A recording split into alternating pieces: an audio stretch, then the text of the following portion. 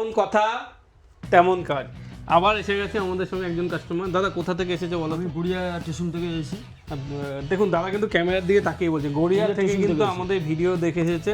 আর কি নিয়ে এসেছে দেখবেন, দেখুন একটা, দুটো, তিনটে, চারটে, নিয়ে একটু দেখাও, পাঁচটা, ছটা, আমার হাতে সব হচ্ছে না, সাতটা, আটটা, নটা, 10টা, 11টা, 12টা, 13খানা ফোন। আমার মনে হয় দাদা এতগুলো ফোন আপনি ইউজ করতেন?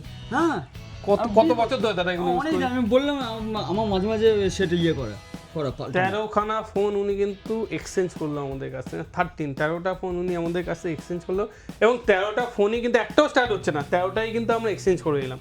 করে দিয়েছি দাদা 13টা? হ্যাঁ, 13টা করে দিয়েছেন, দাম আমি ঠিক পেয়েছি। একদম 13টা করার পর ওনাকে আমরা দিয়েছি এই ফোনটা। দেখুন পোকো M7 5G, ওনার একটু লো বাজেট ছিল, কম বাজেটের মধ্যে এই ফোনটা ওনাকে আমরা দিয়েছি।